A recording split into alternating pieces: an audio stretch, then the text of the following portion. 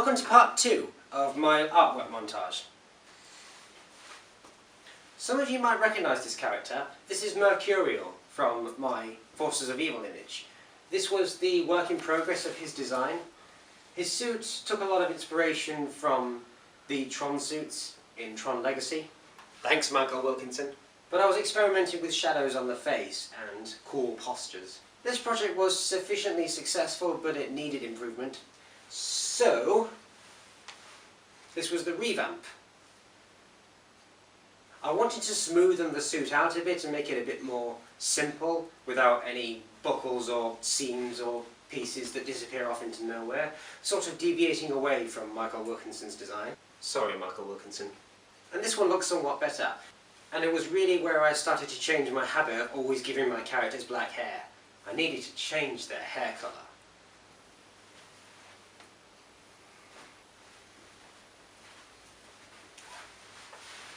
I think this is the only piece in my portfolio that actually doesn't have a name, because I can't remember who it was, but while I was drawing this, someone told me that it shouldn't have a name.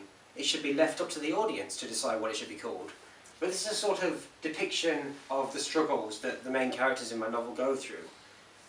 He crash lands on this planet called Paragaia, and there are countless dangers on this planet. Things that could kill you, make you forget who you are, cause you so much pain, and just plain confuse you. And mermaids are one of them. Clearly, this guy is completely fooled by the mermaid, and he doesn't realise he's drowning. And the bandages and the wounds show that he's clearly been through a lot. So why don't you guys decide what it's called and write it in the comments below. I thought to myself one day, I want to really experiment with Photoshop and see what it can do. And this was back when I barely used Photoshop. I thought, can I make myself look like a Navi? Stop playing with that yo-yo, you're making noise! I changed the skin colour, made my eyes bigger, changed my ears, highlighted different areas depending on the different blue patterns, the bioluminescent lights. But that's not my own hair.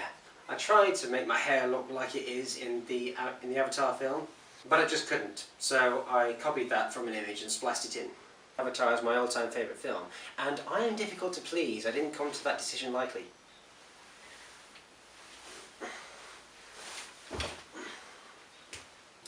Another aspect of my book were these incredibly powerful monsters that I designed called Nitro Raptors.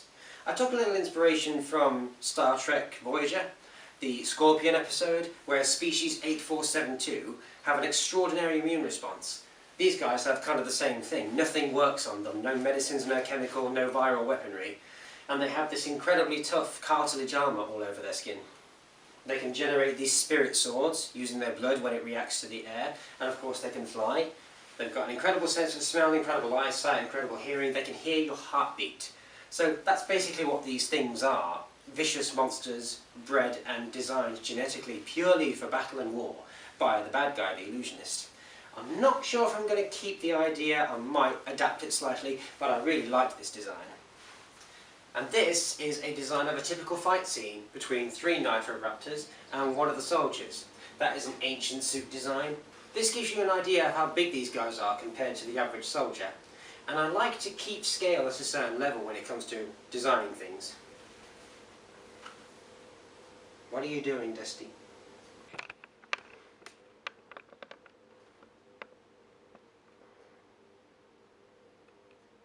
I think you can really appreciate whether something is really big if it's like 1 or 2 feet taller than a person.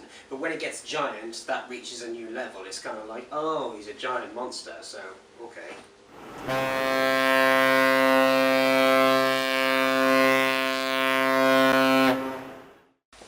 I've got to admit, I do like ocean liners. They are quite neat, aren't they? So one time I thought I would draw the largest ship at the time, the Oasis of the Seas. There are so many of the seas, I just can't name them anymore. This one was massive. It had like an aisle down the middle of the stern, kind of like a shopping centre. This was pretty good, but some people say I failed on the reflections a little. I don't think so, I quite liked it.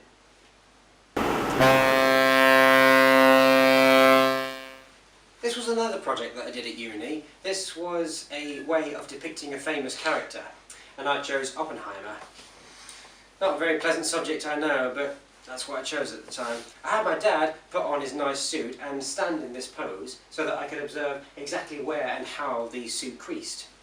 And it really worked. And then I used an image of Oppenheimer's face to place on there. As you can see, his hands are on fire, indicating that he created something really bad with his hands. A nuclear deterrent, yeah, it works, but who thinks the atomic bomb is a good creation? Let's take a trip down memory lane. These were some of the earlier designs of my Hellmouth engine.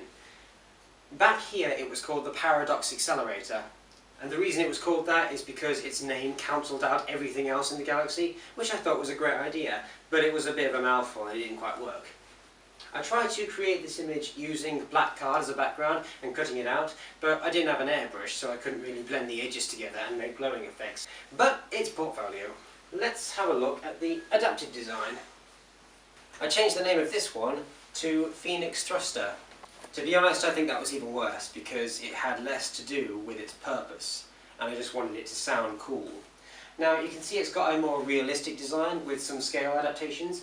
If you can see carefully, you can see some comparison to a few things in Star Wars. There's the first Death Star, the second Death Star, and the Star Dreadnought that's Darth Vader's flagship, comparing you just how big this thing is. So, yeah, bloody massive.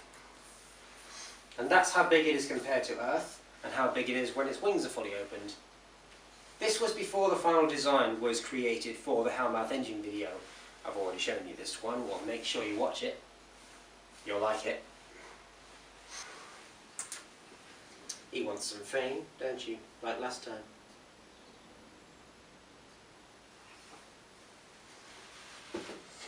And later on in the week we can expect to see a drop in temperatures of about 2 or 3 degrees. Scattered showers across the east side of Coventry and Birmingham, carrying on into the afternoon. Another story I wrote was called Perfection, and it involved this character called Wolfhound, I think his name was. I haven't looked at it for ages. But it was a story about creating the ultimately incredibly perfect human, using genetics and chemical experimentation. Kind of cliche, I know, it sounds like your average comic book character. But I really like this idea. This was the first incarnation of his suit, using electro-microfiber technology to create artificial muscle fibers that gave him super strength, and flexible metal that was harder than diamonds. Now I'll leave that up to you if you can figure out just how that sort of molecular structure works. How can metal be harder than diamonds and as flexible as leather? And he had a sword for a while, but that was eventually redesigned. Here's design number 2. Broadly similar to the other design, but with a few corrections like wider visor, differently shaped. But I kept these ideas about the armour being in certain places, and the arms and legs being blue, and the helmet looking like a skull. That's why I called it a skull knit. And design number 3.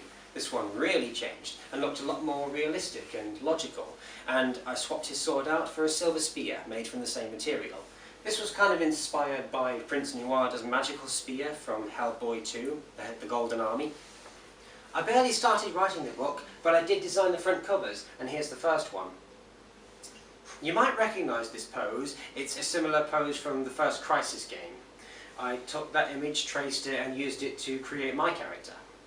And design number 2 constitutes the second redesign of the suit.